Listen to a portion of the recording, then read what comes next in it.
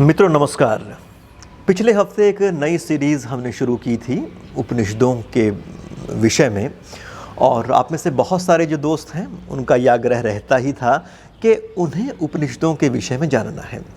और हमारी इस जिज्ञासा का समाधान प्रस्तुत किया श्री योगेश वैदिक जी ने। आप गुजरात से हैं, आपने दर्शनों में और उपनिषदों में आचार्य किया है।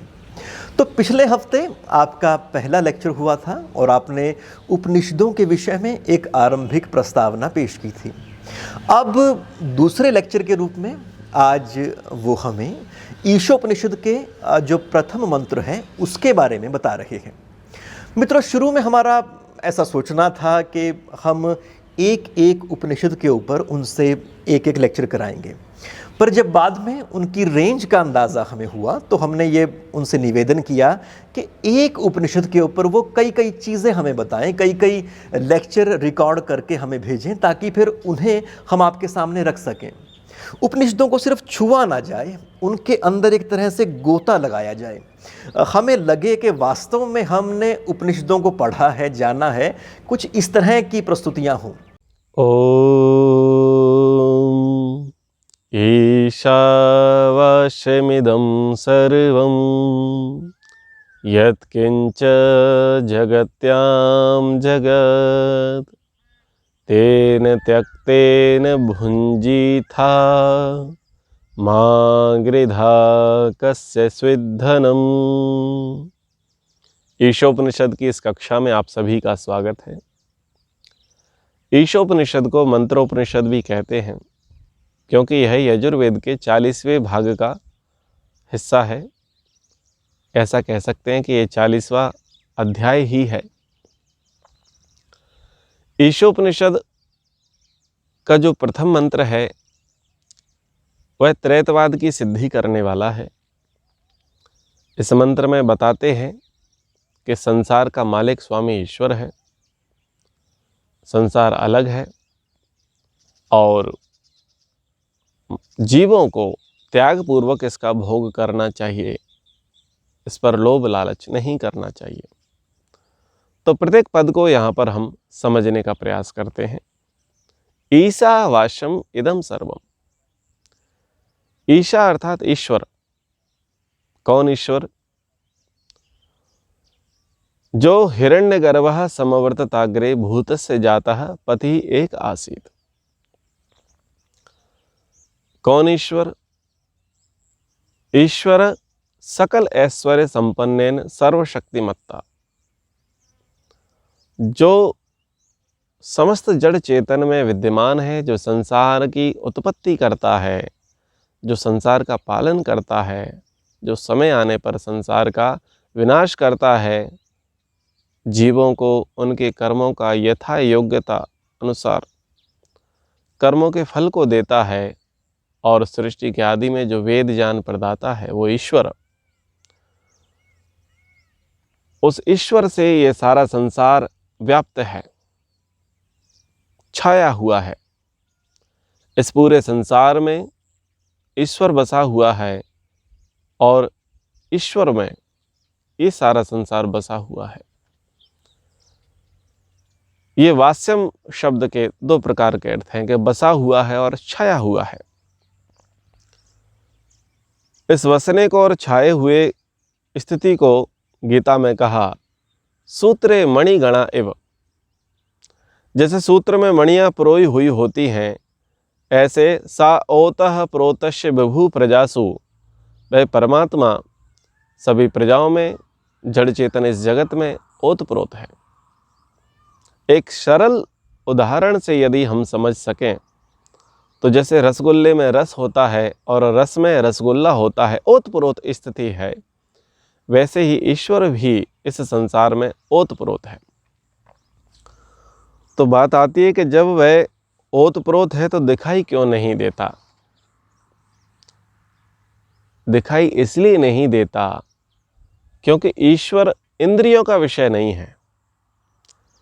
ईश्वर संसार के कण कण में है। जो भी हमें दिख रहा है उस प्रत्येक दिख रहे पदार्थ में वो अदृश्य रूप से वहाँ उपस्थित है, परंतु हमको इसलिए नहीं दिखाई देता क्योंकि वो इंद्रियों का विषय नहीं है।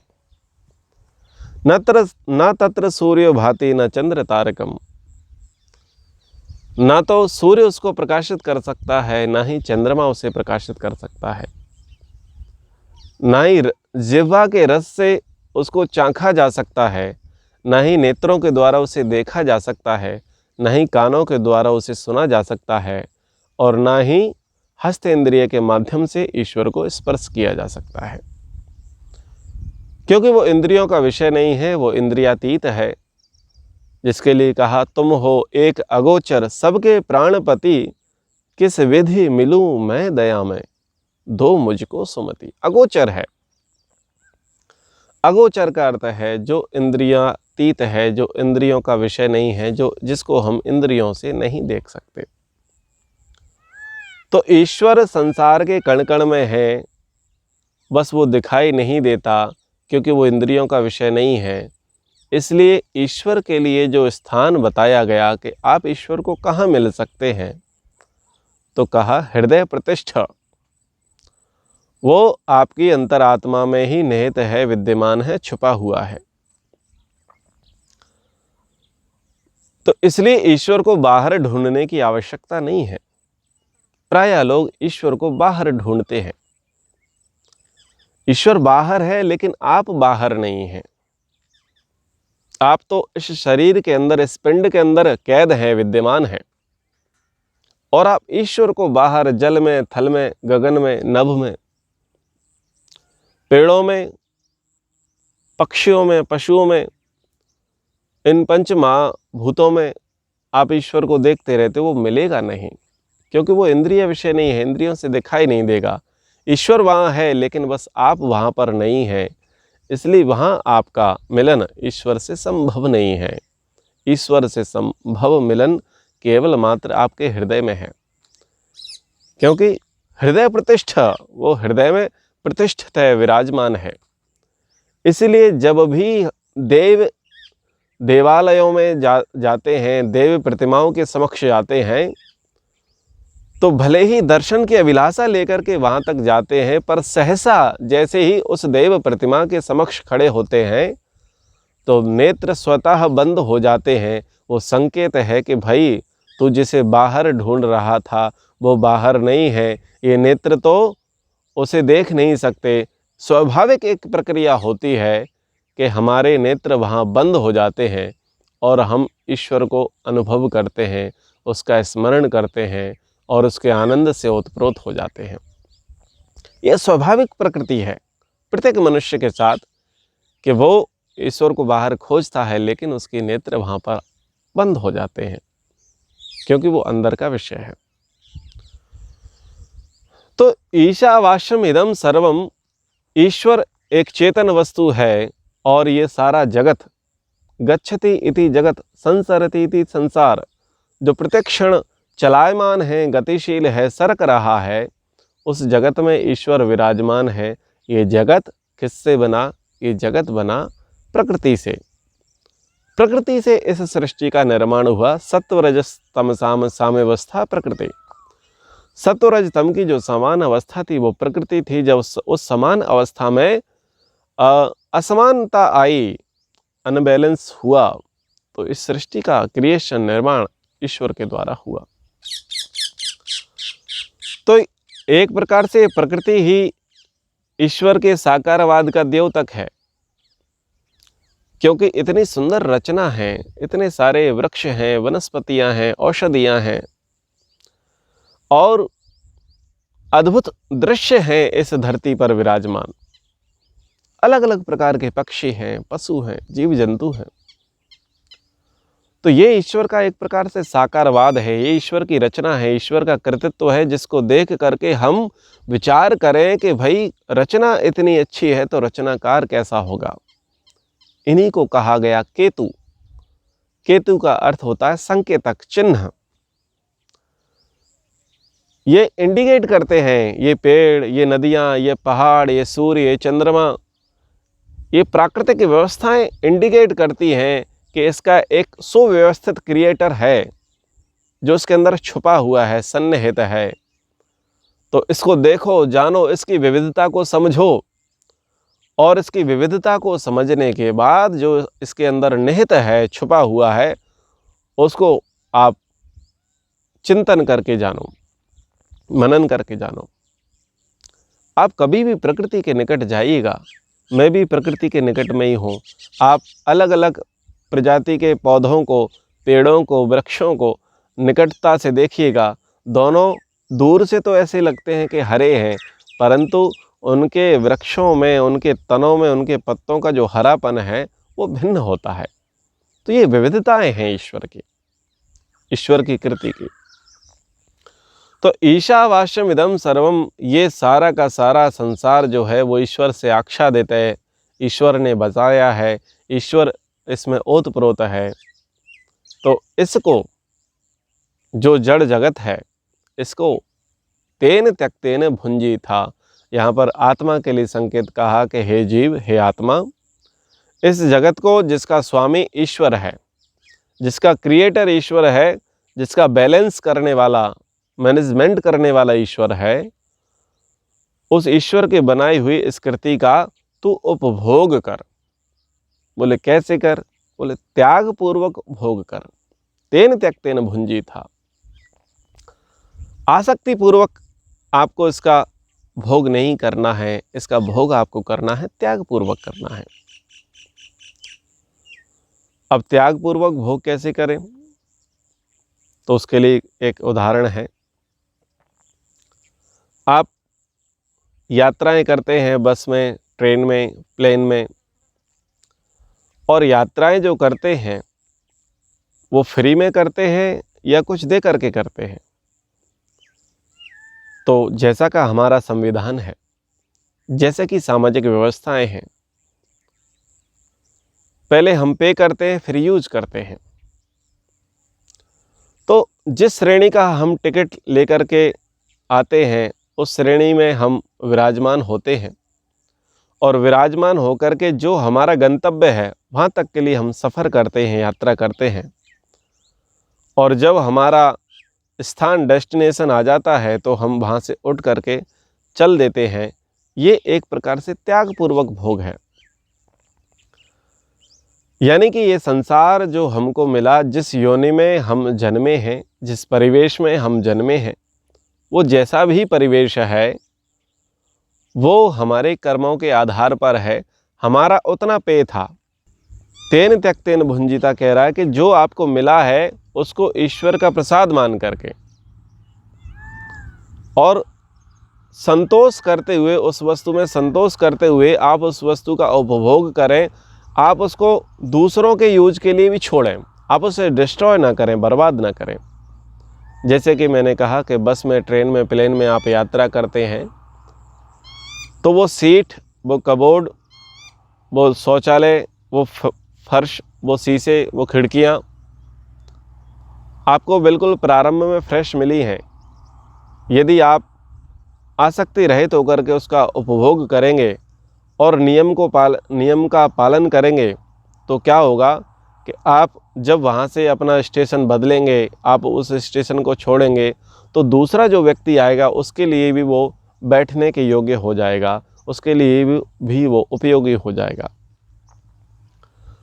तो वहाँ आसक्ति नहीं रखना है कि मैंने पैसा दिया है तो मैं बैठा रहूँगा। आप वहाँ बैठे नहीं रहते, आपकी डेस्टिनेशन पूरी हो जाती है और आप वहाँ उतर जाते हैं। तो ये है त्यागपूर्वक भोग। आपको वस्तु दी गई, आप वस्तु का यूज करें, अच्छा यूटिलाइज करें उसे, लेकिन उसे डिस्ट्रॉय ना करें, उसको अन्यों के लिए भी उपयोगी बनाएं। ये जितने भी पेड़ पौधे, वनस्पतियाँ और प्राकृतिक संसाधन आपको आज उपलब्ध हैं, हम सभी को जो उपलब्ध हैं, वो हमारे पूर्वजों की देन है। तो पूर्वजों की कृपा से वो हमें उपलब्ध हैं, ईश्वर की कृपा से वो हमें उपलब्ध हैं। तो हमारा धर्म बनता है कि हम इनका मिसयूज न करें, इन वस्तुओं के प्रति हम थैंक्सफुल हों, कृतज्ञ हों, और इन वस्तुओं का उपभोग करके इनको ऐसे मेंटेन करें ताकि हमारे आगे की पीढ़ी के लिए भी यह उपयोगी हो जाए, इनको डिस्ट्रॉय ना करें। तो ये मैनेजमेंट का संदेश यहाँ पर दिया गया कि आपको वस्तुओं का यूज करना है, उपयोग करना है, लेकिन उपयोग करते समय आप उसे डिस्ट्रॉय ना करें, उनको औरों के लिए भी उपयोगी बनाएं। और तेन त्यक्तेन भुंजी था के बाद संदेश दिया, माँ गृधा लोभ मत करो। क्यों मत करो लोभ? क्योंकि ये कस्य स्वित धनम, ये धन आपका नहीं है। चिंतन करो, विचार करो, इस धन का मालिक तो कोई और है, ईश्वर है। हम वस्तु के प्रयोक्ता हैं, हम वस्तु के अधिकारी हैं, लेकिन वस्तु के स्वामी नहीं हैं। जब हम वस्तु के स्वयं को स्वामी मान लेते हैं, वहाँ पर आसक्ति बढ़ती है, वहाँ पर लोभ बढ़ता है, वहाँ पर मोह बढ़ता है, वहाँ पर राग बढ़ता है, जो कि ठीक नहीं है। ना तो व्यक्तिगत जीवन में वो ठीक है और ना ही वो सामाजिक दृष्टिकोण से ठीक है। तो हमें वहाँ अधिकारी भाव से, उपभोक्ता भाव से उनका यूज करना है। कंपनियों में काम करते हैं, बिजनेस सेक्टर में काम करते हैं, गवर्नमेंट सेक्टर में काम करते हैं, प्राइवेट सेक्टर में काम करते हैं, फैमिली सेक्टर में, सोसाइटी लेवल पर काम करते हैं, तो जो हम काम करते हैं वो हम अपनी योग्यता के आधार पर करते हैं। हमारे अंदर इतनी एलाइबिलिटी होती है, उतनी योग्यता होती है, उस योग्यता के अकॉर्डिंग वो पद हमको दिए जाते हैं कि अब आप इंजीनियर बनेंगे, अब आप डॉक्टर बनेंगे, अब आप साइंटिस्ट बनेंगे, अब आप सेना में जाएंगे, अब आप पुलिस वाले बनेंगे, अब आप टीचर बनेंगे, अब आप प्रोफेसर बनेंगे। ये पद आपको दिया जाता है। क्यों? क्योंकि आपकी उतनी योग्यता है। उस योग्यता के आधार पर आपको पुरस्कृत किया जाता है, आपको ये पद दिया जाता है। तो हम अधिकारी हैं, हमको अधिकार दिए गए हैं हमारी योग्यता के आधार पर, तो उन अधिकारों का, उन कर्तव्यों का हम पालन करें। हम मालिक नहीं हैं, तो पालन करें, यथा योग्य व्यवहार करें, उस पद के साथ न्याय करें। और ये न्याय करना ही एक सामाजिक व्यवस्था है, एक श्रेष्ठ व्यवहार है। तो जब हम न्याय करते हैं तो समरसता होती है, सामाजिक एकता होती है, मानवता का विकास होता है। लेकिन जब वस्तुओं का हम अंधाधुंध उपभोग करते हैं, वस्तुओं के स्वामी बनकर के रह जाते हैं, तो समाज में अराजकता का वातावरण उत्पन्न हो जाता है। दूसरे की ज़मीन को हड़पना, दूसरे राष्ट्रों की संपत्ति को हड़पना, दूसरे की संस्कृति, संपदा और संस्कारों का अतिक्रमण करना, उनको दूषित करना, नष्ट भ्रष्ट करना, ये लोभ की प्रकृति है। तो इस लोभ की प्रकृति के लिए मना किया है। और भारत की परंपरा रही कि भारत की संस्कृति, सभ्यता की ये पवित्रता रही, ये गौरव रहा कि उसने लोभ नहीं किया। अनावश्यक रूप से कभी भी किसी देश पर उसने आक्रमण नहीं किया, कभी किसी संस्कृति सभ्यता को उसने चोट नहीं पहुंचाई। अपितु भारत की संस्कृति सभ्यता इतनी विशाल रही कि बहुत सारी संस्कृतियां इस संस्कृति के महासमुद्र में आकर के विलीन हो गईं। तो यहाँ कहा कि माँ गिरधा आप लोभ मत करो, क्योंकि यह आपका नहीं है। आप इसके अधिकारी हैं, आप इसके प्रयोक्ता हैं, आप इसके मालिक नहीं हैं। तो सूत्र ये कहता है कि भाई हम व्यवहार ऐसा मान करके चलें कि इस संसार का मालिक, इस संसार का स्वामी, इस संसार का पति ईश्वर है। इस संसार को ईश्वर ने हमको बना करके दिया है। हम अपनी योग्यता के अनुसार इस संसार का उपभोग करें, इसकी वस्तुओं का यूज करें, उनके साथ यथा योग्य व्यवहार करें और उन वस्तुओं को अच्छे से मेंटेन करें। आगे की आने वाली पीढ़ियों के लिए भी उसको सुरक्षा करें, उसकी व्यवस्था करें, उसकी बढ़ोतरी करें। और किसी भी वस्तु के साथ हम आसक्तिपूर्ण व्यवहार ना करें, उस पर लोभ ना करें, उस पर कब्जा ना जमाएं, क्योंकि वो हमारा नहीं है। हम तो एक दिन इस शरीर को छोड़ करके चले जाएंगे, ये शरीर भी हमारा नहीं है। हम तो अनंत यात्रा के पथिक हैं। तो इसलिए किसी वस्तु पर आसक्ति ना करें। तो ये ईशोपनिषद मंत्र का एक भाव, एक सार हमने यहाँ समझने का प्रयास किया। आगे की कक्षाओं में और भी समझने का प्रयास करेंगे। इतना कह करके आज की कक्षा को विराम। ओम। तो मित्रों, श्री योगेश वैदिक जी की ओर से उपनिषदों के विषय में ये थी हमारी दूसरी कड़ी। तो ये कड़ी आपको कैसी लगी? आप अपने सुझाव, प्रतिक्रियाएं टिप्पणी के रूप में दर्ज करा सकते हैं, हमें ईमेल कर सकते हैं thequestkurukshetra@gmail.com पर। तो मिलते हैं फिर अगले हफ्ते एक नई कड़ी के साथ। तब तक के लिए नमस्कार।